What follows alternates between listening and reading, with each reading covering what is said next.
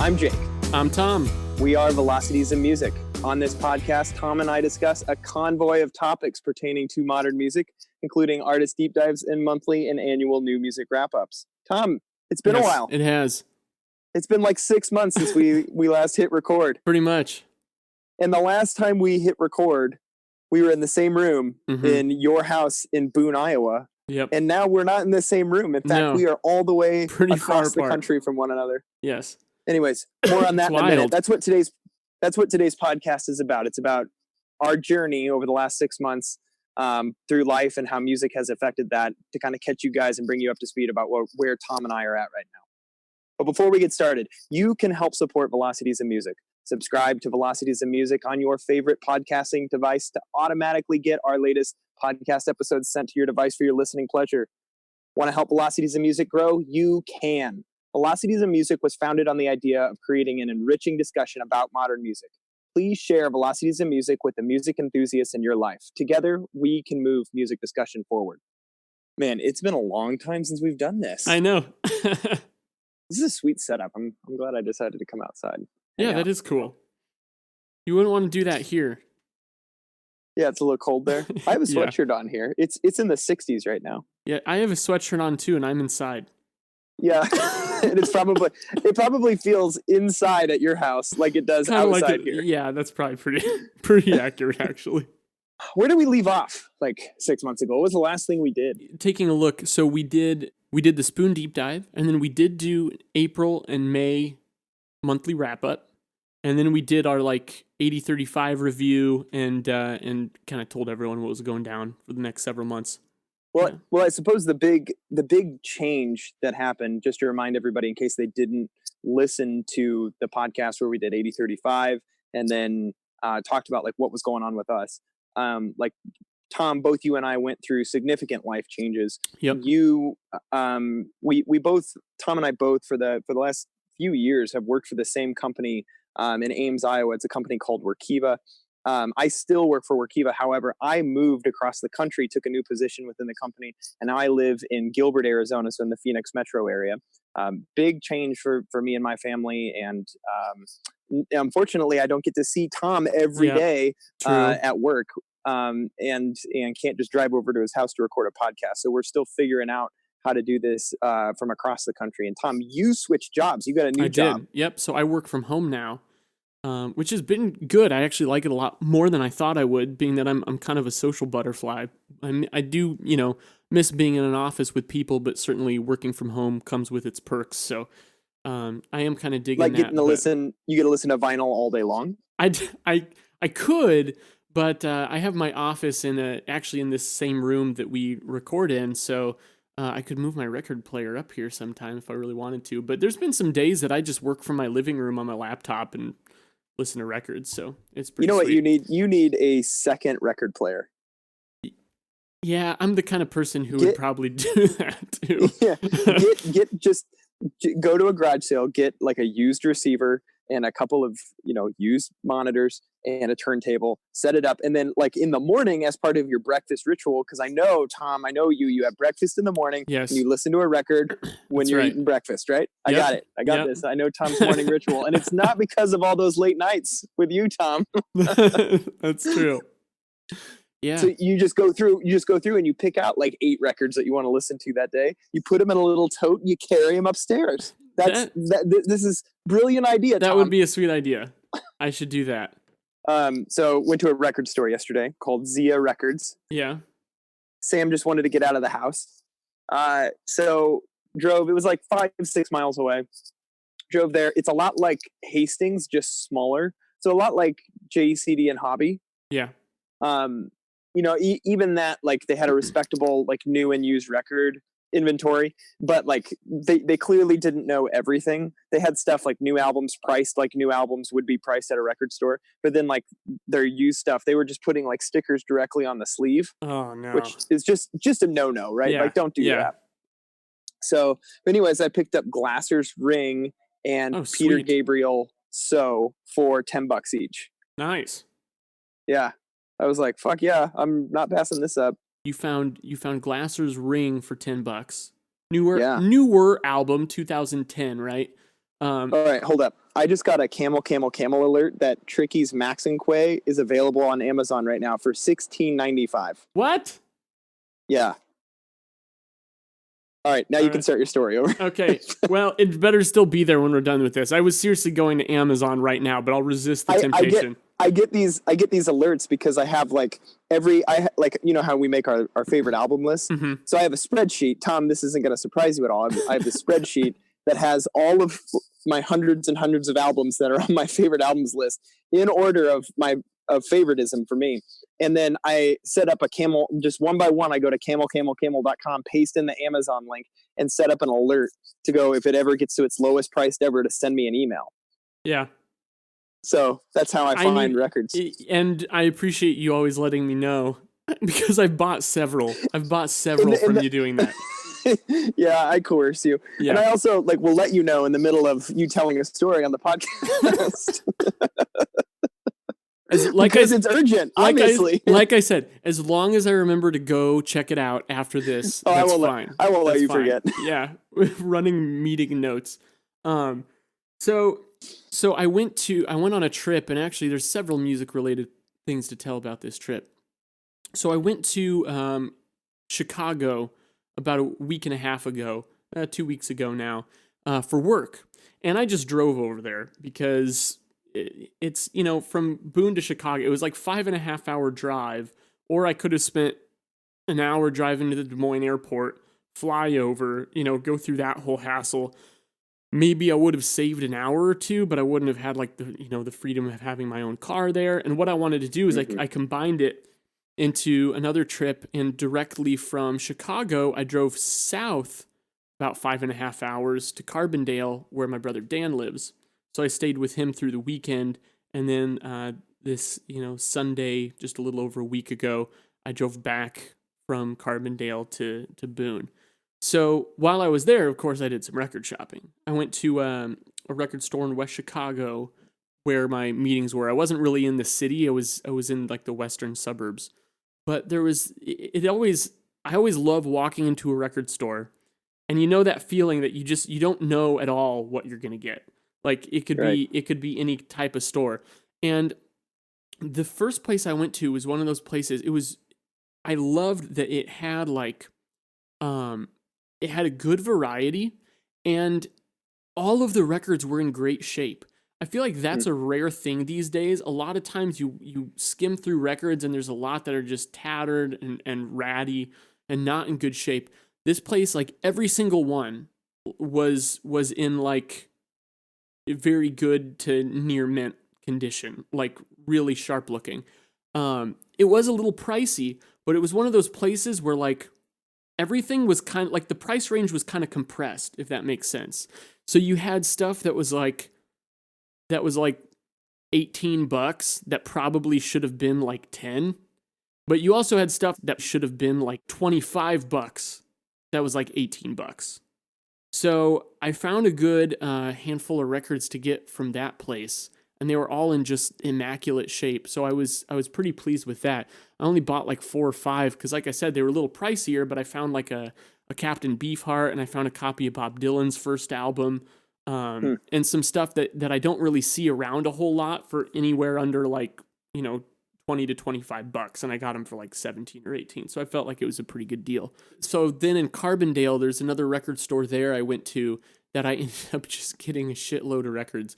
But this place, they had, it was one of those, well, kind of you finding Glass or a newer album. I assume you found it used. Was it a used copy? Yeah. It was used. Yeah. So used copy for cheap. I found White Stripes Distill, and I found My Morning Jacket's Evil Urges for $12 each used. That is awesome. Yeah. Show Your Bones for $15 or something. So some newer stuff as well that I was pretty excited to get. That's awesome. Yeah. So those are some great deals. Yeah. So I got a lot of stuff to sort through. I'm still putting them in Discogs. What would you say your total number of albums is up to now? It's you crack 700? It's a little over 700, a little bit. Yeah. I think my latest count is 157. You just sent me a link to your Discogs page. Yeah, I did. So I did pull that up. How do you like that Kill 'Em All one that you got? The Kill 'Em All record sounds great. Ride the Lightning, I only listened to like the first two songs on it before my wife Abby got kind of upset that I was listening to Metallica really loud at like 5:00, 5:30 at night with like in front of my kids. Yeah, that'll happen. Natural, it's not exactly kids music, though. My son Wesley, who's almost 4, he thinks that Metallica is awesome, and he likes like upbeat like rock music, so he was dancing to it like we were having fun. And then of course then my daughter joined in and stuff, but just like secretly I don't think my wife can handle Metallica, so that's fine. I remember when we did the deep dive like a year ago, and you mentioned that she was just sick of hearing Metallica. Oh yeah, which I can understand. We did that in 2 parts, and so we were listening to Metallica for like 2 months straight. Yeah, we were. But it was funny the other night, just as like I needed just something to do to kind of just chill out and relax. So the other night, I sat down and played some vinyl, and I had this like for Christmas last year. I got this like little just like pocket size moleskin book in a leather case. And I started, and I also, my wife got me my first turntable last year for Christmas. And in time, we've done podcasts about like our vinyl collection since then. And, like I was purposely avoiding getting a turntable for years and years while you were collecting, because I knew I would go batshit crazy with it when I did. And I did. I have gone crazy with it. Even more so than I thought you would, I have to say. Like, really? I knew that you would, but like the extent to which you got into it was unprecedented in my eyes, but I love it. Really? Yeah. Oh man. Well, I don't want to let you down. That's for sure. So I had been pretty religious about like any record that I get, whether I find a good price for it on the internet. And when I say a good price for it on the internet, I mean, it has to be like at an all-time low price on Amazon, and usually below $15 for me to even look at it. And I try to limit myself to like one every couple of weeks or so. Doesn't always work out that way, but I try. But I had been pretty religious about like writing down the album. I write in this little notepad book that I have. I write down the album. I write down where I got it, the date, and the price. And I had done that pretty religiously up through like late May. And in late May, I just stopped. And I really quit tracking. I still was like getting records, but I just wasn't writing them down. I wasn't logging them, going through like the ritual. Back in May, I was like, I just gotten a spin clean and was like cleaning my records and stuff. So I went through this whole process the other night of like going through all of the records that I've gotten since then, trying to find like what price I paid for it, and then writing it down in this little book. And it was really, really cool because I got to kind of relive memories as I went too. Because with every record that you buy, like I think that one of the cool things about being into vinyl is like the records kind of, there is this like chronological sense of space and time that gets cemented to the record when you start to take ownership of it, right? Yeah, it's like have you seen High Fidelity? Yes, that's what I'm referring to. Yeah. How are you sorting them? Autobiographically. Yeah. So and there really is, and that's a great way to describe it, because like it just allows you to consume these memories. It just triggers memories that you wouldn't have otherwise been thinking about. Yep. And obviously like I've gone through a ton of life change in the past 6 months since the last time we did a podcast. And shortly after we kind of signed off for a few months, I was getting my house in Ames. I was getting it ready to sell. And so I was doing all this work all the time, like seriously, like 6-7 days a week. If I went to work, I'd leave work a little early, come home, and then work until like 10, 11 at night, like every night of the week, all weekend. And I was listening to music when I did that. And I got into this huge like gangsta rap phase.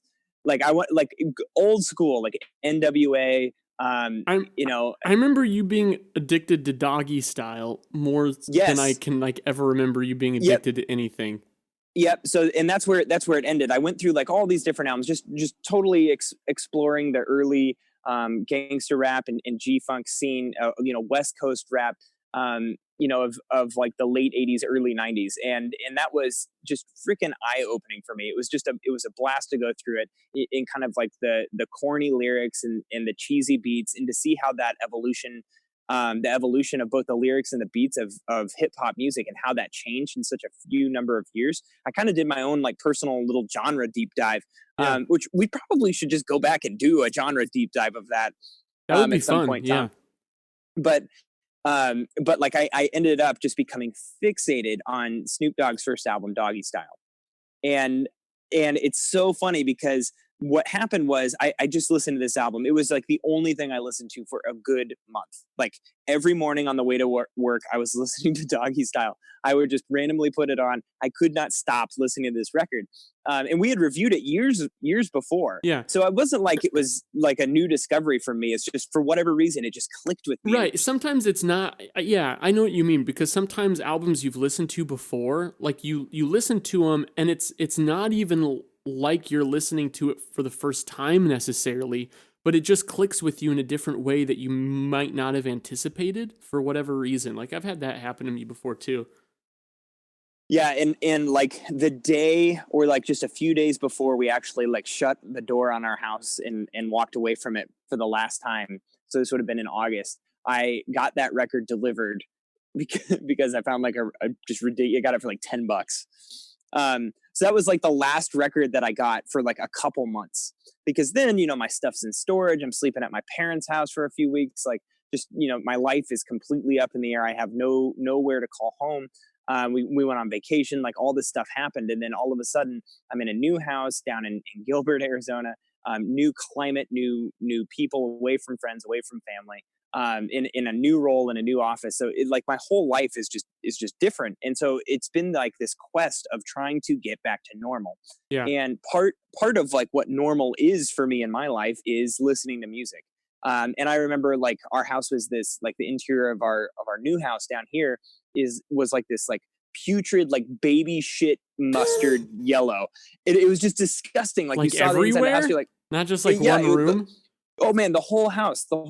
So we decided that we were going to paint the whole house. So I was like, well, I'm not going to set up my record player in my stereo until the house is painted. So I had to wait like an extra month before we got all that work done. So it was just like this quest of like every weekend get in there and paint another wall. And we finally got all that done, and I got my turntable set up right about like the last weekend of September. Yeah. And that like was a moment where like things started to feel more normal, because I got all my records set up, I got my turntable set up, and was able to just listen to records. And then I decided, I'm gonna get new house. I'm gonna treat myself to some speakers. And so now I'm like listening to these like my favorite albums that I've had on vinyl, and I'm listening to them, and it's like I'm hearing them for the first time, because I've never actually listened to them on like nicer speakers, like higher quality speakers. It's always been just either over headphones or just through a couple of bookshelf speakers in my small office at my last house. And so that's been like a really cool experience to go back through some of my favorite albums and then listen to them again, and then start buying albums again. So since then I've picked up Metallica's first two records. I've picked up a couple favorites like of Montreal, Satanic Panic in the Attic. I've picked up Brand New's Deja Entendu, Peter Gabriel's So I picked up the other day. So like it's been like quite the journey to get back into it, and vinyl has certainly been something that has like helped me feel normal. Yeah. Well, it's nice to have that, like, I mean, when it's with your stuff, like it's you have all your records, it's like part of the unpacking process. It becomes a fixture in your house. I think that's a really good, like, solid reminder of it, Right. It's good to have that kind of visual reminder to actually listen to music like you want to. I'm trying to think if there's anything I've been spinning a lot, any records I've been playing a lot, and not as much. I've just kind of been bouncing around a bit. Hitting some stuff up that I haven't listened to in a while. So a little while ago, I went on a huge Bob Dylan kick. And I've always liked Bob Dylan, but really mainly like I gravitate towards Freewheelin' Bob Dylan, which is still my favorite album of his, and Blonde on Blonde. Like those are the only two that really clicked with me. But lately, like I've just been binging his entire 60s catalog.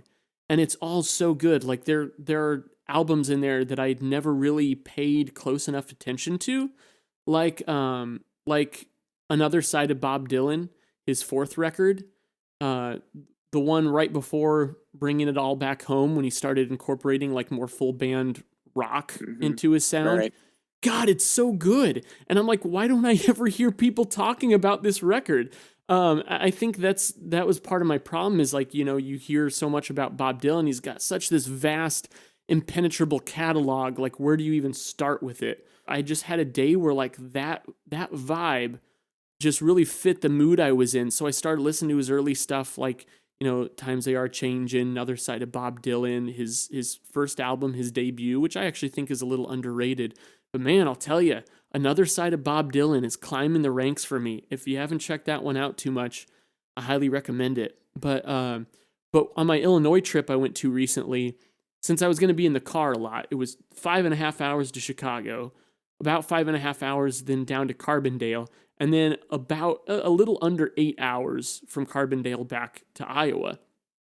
And I decided I was just going to go on like music binges. So the way over to Chicago, I just created a playlist with all of Bob Dylan's 60s albums and just see how far I would get, which it took me to about the middle of Blonde on Blonde. But like that was a lot of fun to listen to in one sitting chronologically, because you get, it's kind of the same process we do when we're preparing for deep dives, right? Like it just gives you such a better sense of the evolution. And you pick up on nuances that change from album to album so much more than you do if you listen to one album and then come back to the other one a few hours later. Like you pick up on the production changes, you pick up on the songwriting changes and the vocal nuances. And there's just such a rapid evolution for him from 1962 to like 1966 and like 6 albums that he put out in that time frame. It's just crazy. So that was a fun kind of educational process. Then from Chicago down to Carbondale, I did the same thing with the Beatles. And that took me about to like the beginning of the White Album, which like I already know the Beatles catalog well enough, but still like you find some stuff in there every time you listen to it that you didn't really think about before. Here was my discovery from this time. We'll see what you think here. When I was listening through, and once you get to like the 65, 66, 67, like kind of Rubber Soul, Revolver up through Magical Mystery Tour. Right. There are some Paul McCartney tracks in there that I hear them, and if you've heard them, I think outside, and feel free to argue with me on this. I told the same thing to my brother Dan, and he argued with me a bit, and it was a good conversation. That might just be because it's your brother Dan. that could be true. I don't know. Maybe you'll agree with me, maybe you won't. But I think of songs like, well, okay, let me put it from this angle. Paul, I think, gets a lot of flack for his like late 70s and mid 70s solo work and work with Wings, that his music was kind of hokey and kind of corny, right? Like he was always the more upbeat one, I think, in the group. I really think that if you go back and listen to songs like Your Mother Should Know from Magical Mystery Tour and When I'm 64 from Sgt. Pepper and Got to Get You Into My Life from Revolver, like they have all those same kind of hokey qualities. Like, I don't think that this is something that is some kind of like change that Paul went through in the 70s or something. I think that was always there. I think that people just underestimate the extent to which the other Beatles balanced him out in that regard. You know what I mean?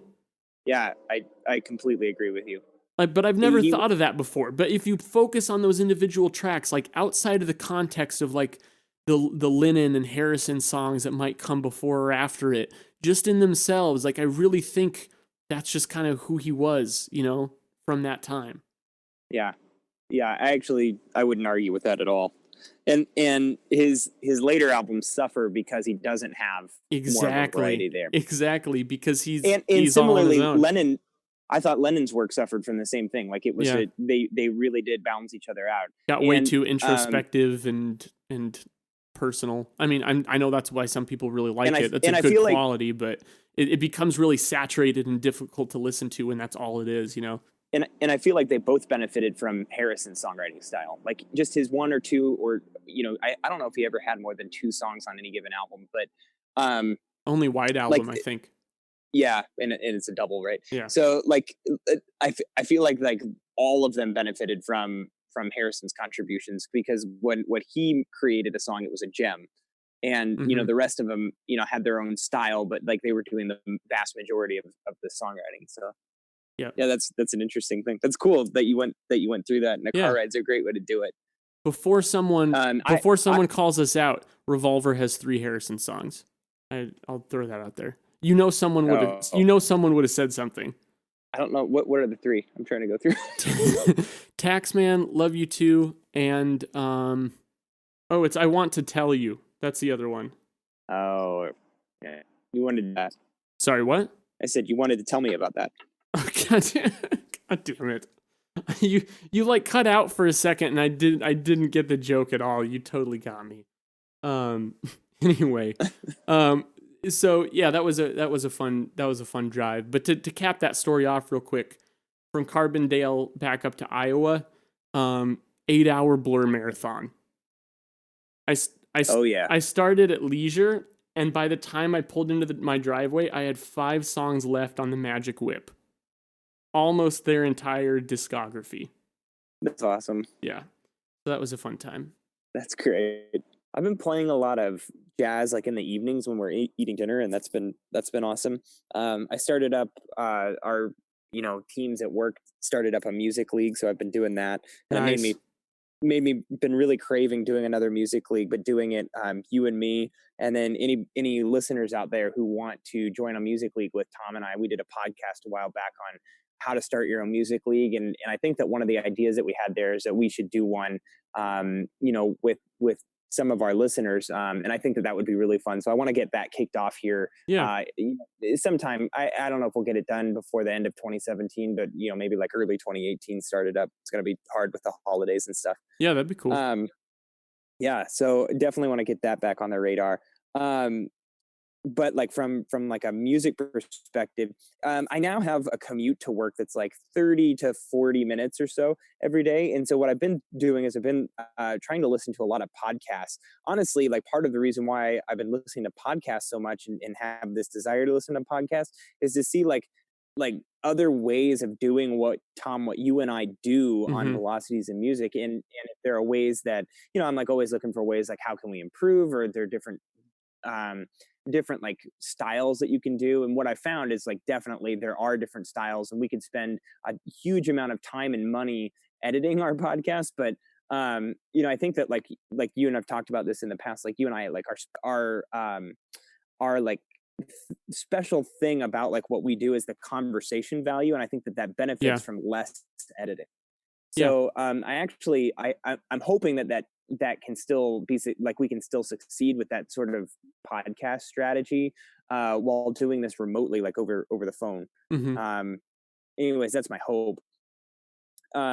But it's lately, like I've been kind of craving listening to music more. Like I haven't been listening to as much music lately, and it's honestly, it's been like not a good experience. I find that if I don't listen to music on a regular basis, I'm just not as friendly of a person to be around. Music is like, it's like those stupid corny commercials, like find your verb. That's music is my verb. That, yeah. Listening to music and analyzing music and trying to understand music, that helps me kind of express myself, and I definitely need to have that in my life. I cannot one album that I keep coming back to, and it actually, I think it was released it was released like after the last podcast that we did, because I remember like you listened to it with me. It was the last time we hung out before I moved away. Yep. But it was Brand New's Science Fiction. And let me tell you, like this album, I want to do a podcast that's more devoted to it. But like this album has been, like how albums you can kind of latch onto them like in like important times of your life. Yeah. But with changing jobs and moving across the country, that album has been the album that has defined this time of my life in many ways, from both like a music perspective, but also like a philosophical and mood perspective too. Like this has been kind of it's a tough transition to do this, right? So I haven't been I haven't felt like myself. I've been kind of down lately, and that album it totally encapsulates what it feels like to be down, to be kind of depressed, and to like fight your way through it. And so like I've really found myself just identifying with that, not in like the generic, oh man, I'm 14 and this is deep sort of identify with it, but just like finding similarities between like the things I'm going through and some of like the expressions on the record. Plus I just think it's a damn good record. I'm It just is. gonna spoiler alert, it's my favorite record of the year so far, and there's been some really good albums that have been released this year. Yeah, I really love it as well. So I got to ask you a hard question here.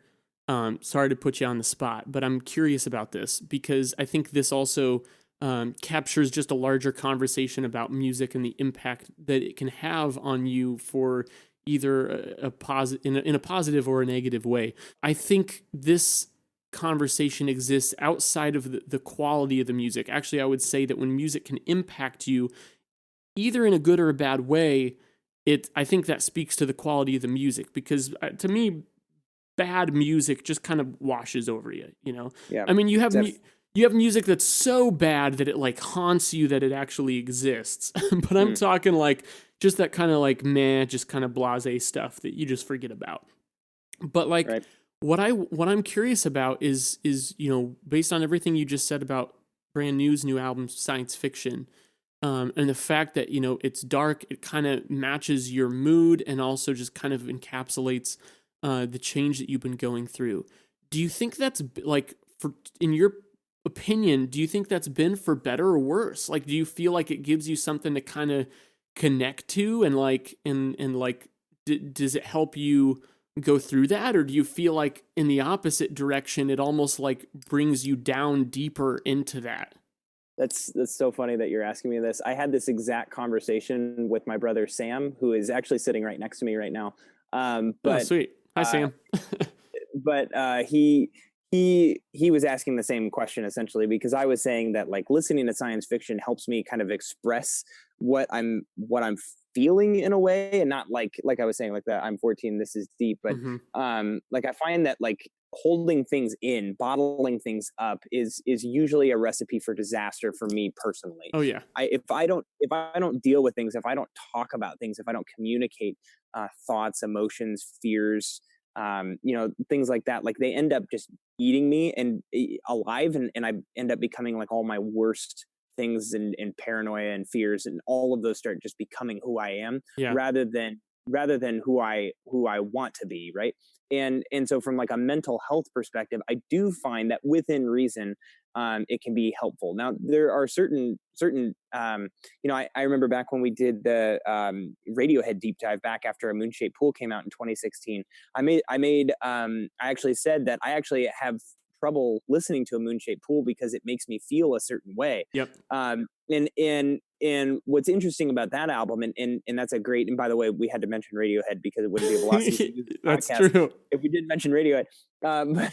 But A Moonshaped Pool, still to this day, like I still will, even though I absolutely love it when I listen to it, I still don't go for it because I know the way it makes me feel. Hmm. Science fiction, and I like, and this is what I was talking with my brother about.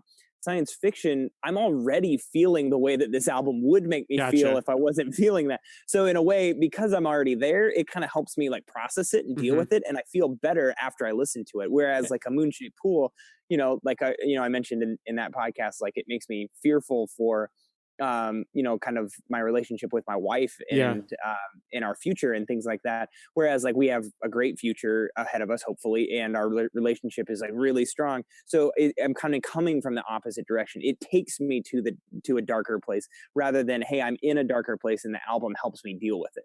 Well, I don't know if that makes sense. it does. And honestly, I think you took I think you took a question that I was maybe overcomplicating and really made it more straightforward. I think it's a pretty simple but truthful litmus test to just say, well, how does it make you feel by the end of it? Are you better than where you were at the beginning, or are you worse than where you were at the beginning? I mean, and the Radiohead comparison makes perfect sense from that standpoint. But I think what I've gotten into, and I think I've mentioned this in the past before, that like when Have a Nice Life's The Unnatural World came out, and I was so hooked on that album back in 2014, and that was like my album of the year, and I was hooked on it like that winter. And I have like, it's one of those, chicken or the egg situations that like I like my seasonal depression was like way bad that year, and I'm like, was this caused by the album, or was I already there and I was attracted to it because of that? Like, Right. I don't know, but I think it was just this vicious cycle that I eventually had to snap out of. But once again, I mean, like, I can listen to that album now in a different headspace and with different ears. But to me, even if it's a negative impact, I gotta give the guys credit that they wrote music potent enough to have that kind of impact. Now, I think it's something, it's helpful to know yourself and kind of moderate that for yourself so that you don't push yourself into some spiral. But Yeah. you gotta say, like, hats off to people who can write music that'll impact you in such a way. I think it's a pretty profound thing. So we'll definitely have to dive into science fiction and probably the rest of brand new at some point in time. Yeah. Hopefully before the end of the year here. But yeah, that album's been huge for me over the past few months, and finally got the vinyl, got a copy on vinyl shipped to my house from like when it was first released the other day, and so I got to listen to it, and I'm kind of wondering if that's kind of it. Yeah. Like, have I tapped this thing out? I've listened to it probably 30, 40 times over the last like 3 or 4 months, like, because like when I want to listen to music, that's what I'm going to go to. Yeah. um I've also been listening to Def Heaven's 2013 record Sunbather, one of my favorite records of all time now. In Tom, I remember like you specifically saying to me at one point in time that the track 3, the self-title, or that the title track on that album, like was like your happy song for a while. Yeah. Like when you just had a good day, you just put on that I song. blare And it on the way home. Yeah. I love it. yep, yep, yeah, and I've been doing that as well. Like when I'm feeling good, just want to stay pumped up. Like, Hmm. so I've been into like uh kind of like darker, heavier stuff, but at the same time, like it's not all doom and gloom, right? Yeah.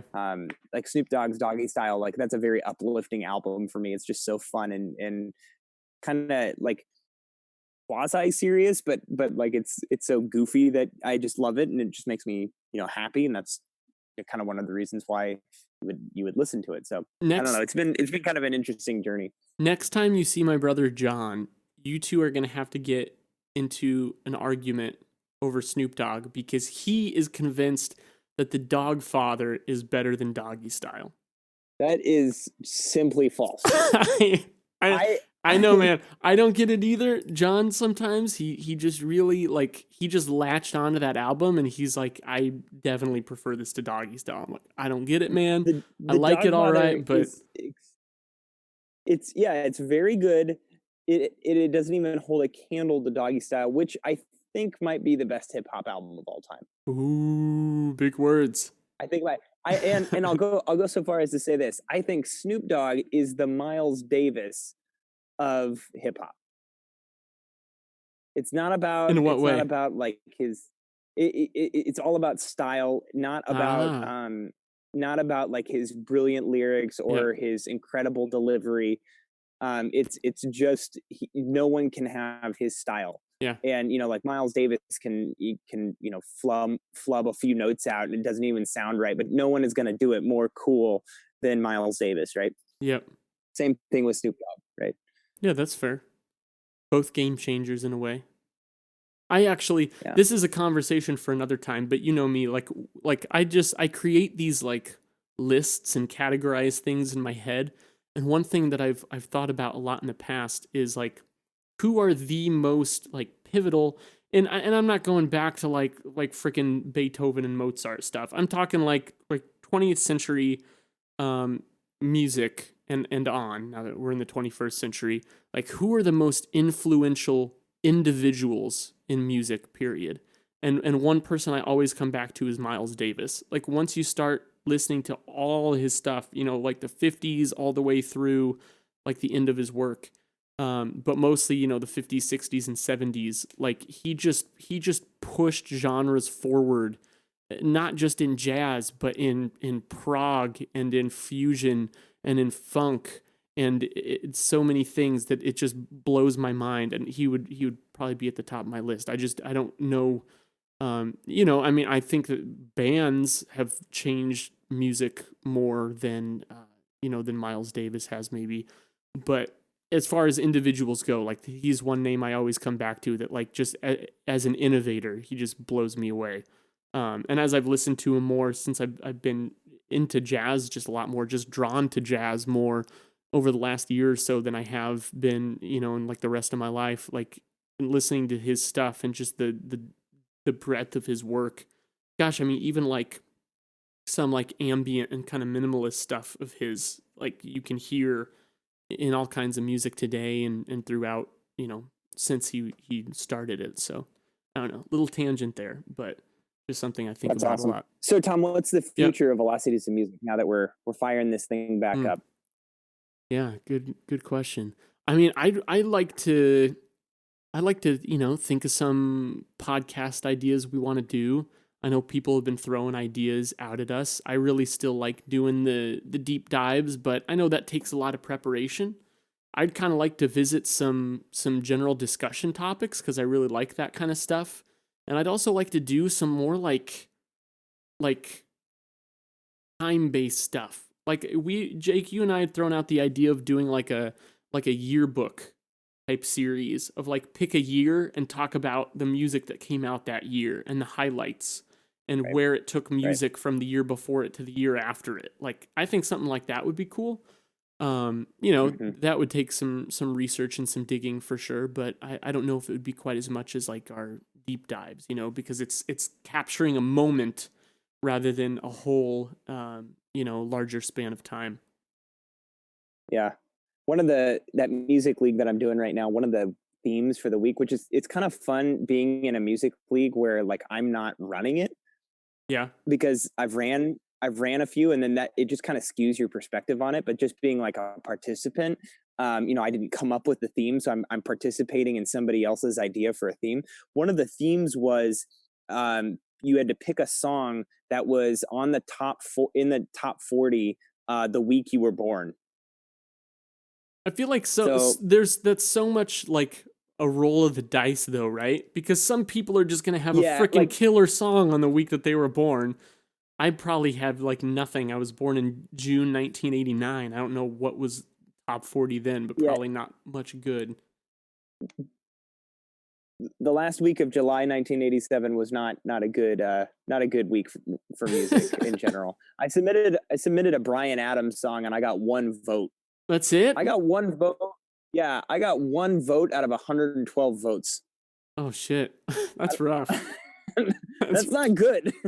It doesn't really get much worse than that. I mean, I could have gotten no votes, but so that's about as bad so as it what could be. won? Like I want to know what people submitted that they looked at the top 40 the week they were born and they were like gold. Like that's the song I'm picking. Hold on, I'll tell you. Jesse's Girl won. Oh, really? I mean, yeah, I'll say as far as top 40 songs go, that is a pretty good song. But I also feel like even for top 40, it feels obvious. It got 13 votes. Crimson and Clover got 12 votes. Elton John's Philadelphia Freedom got 11. And then that's a good song.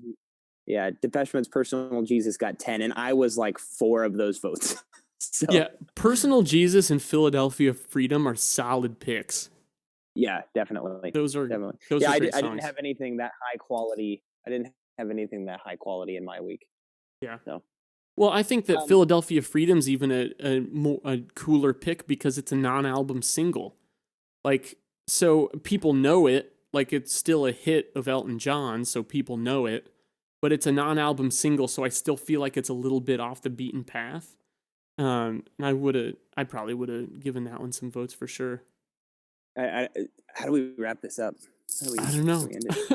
Yeah, the only other thing that I would throw on there, I think for the rest of the year, obviously we've missed several months in a row of doing the monthly wrap ups, and to be honest, those are a lot. You have to listen to a lot of just mediocre albums Yeah, just to make those monthly wrap ups happen. And I just I personally like just don't have or want to put in the time to do that. I'd rather focus on spending more time on higher quality releases. yeah, So I I think agree. that yeah. So I think that for the rest of this year, like what we should do is, I don't want to just get to the end of the year and have, and then do like our best albums of the year and best songs of the year podcast, which I still want to do those. I think that we should have like a catch up, couple of episodes where we pick like 5 albums to cover in a podcast. Let's say like only 30 or 40 minutes long, and we just highlight like 5 albums at a time, and we do that like 2 or 3 podcasts like that, like once a week, for a little while. Sprinkle in some topic, some shorter topic podcasts as well. Like we can couple them together, Yeah. um, and then go back to, and then that should like take us to through the end of the year. Now, realistically, that's only like 3 or 4 weeks away, so Hmm. we'd kind of have to get to that pretty quickly. Yeah, well, I mean, I'm happy to do that. So let me know, when you'd want to get together and do that. We can do it just like this, like evening, get together and do something like this. I actually, when you describe that, and we'll revisit this, but I'm kind of tempted to even like keep that format going into 2018 because to be perfectly candid, like I like doing the monthly wrap ups for my own purposes because I like to have my finger on the pulse of what's coming out. But for the amount of preparation and time it takes to actually put those podcasts together, I feel like I'm leaning more and more towards quality rather than quantity. And even if I'm personally listening to the same amount of albums just to like know what's out there, maybe just picking like 5 to 8, I don't know, for each month and only doing the featured albums but really digging into them. I think that's Yeah, like, to me, yeah, that's where the good discussion is. I like knowing what's out there, but I just have to question how much value there is in talking about like 40 albums for like 30 seconds each. yeah. um I agree. so I just agree. just throwing that thought out there, I think that we should feel that out and see where that takes us, get some feedback from our listeners and see what people want to hear. But I just think that'll be better suited to what we do. I think it'll give us some more breathing room in terms of preparation. And also I just think it'll be a higher quality output because to me, that's where our strengths are, is not reading 20-second blurbs, but getting into it and really digging at stuff. So just something to think Right, about. right. I agree. Definitely. Well, that's the plan then. All right. We'll finish out 2017 strong and then kick back off in 2018. And hopefully, we're just doing this call over, it's we're just recording a video call, and I'm not using any nice equipment or anything. Mm-hmm. So it hopefully the audio quality, if it is noticeably worse than what we're accustomed to, when I was there in person with you, Tom, Yep. hopefully we can make some adjustments to make it better here in the next I will few I will podcasts. do my best to polish it up, and you can let me know what you think Oh, of you'll the. do great. All right, wrap it up. All right, yeah, let's wrap it up. Thank you guys for your continued support and participation. Tom and I love all of your comments on our YouTube videos, your Facebook messages, and your emails to us. Your participation is what makes Velocities in Music possible. So, as always, thank you for being awesome. I'm Jake. I'm Tom. We are Velocities in Music, moving music discussion forward.